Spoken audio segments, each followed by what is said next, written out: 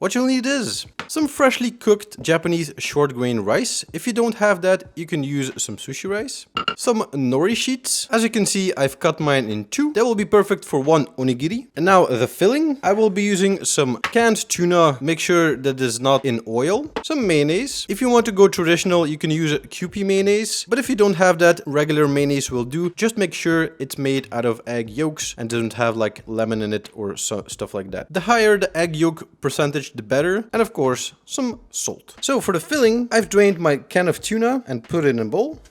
Take a fork and just smash everything apart. Add about 2 tablespoons of mayonnaise and give it a good mix.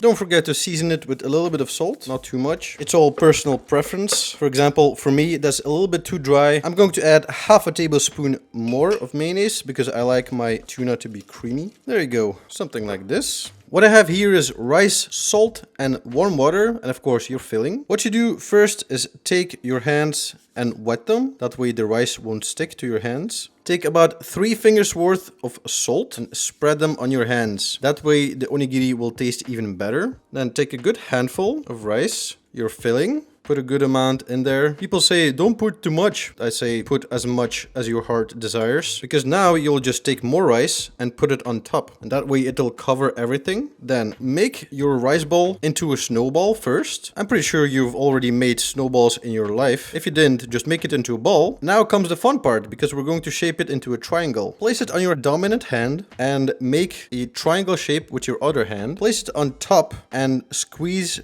with your fingers and squeeze with the triangle hand. So it's a little bit of a squeezing motion.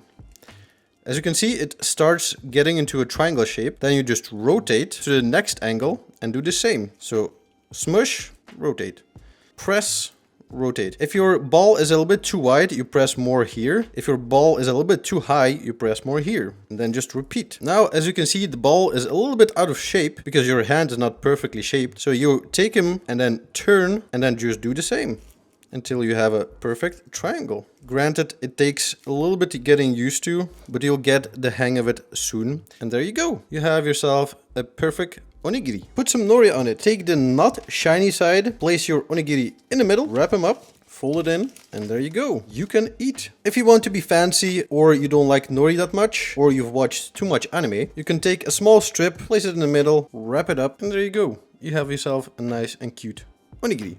That's it. Sausage smells tuna, sausage arrives.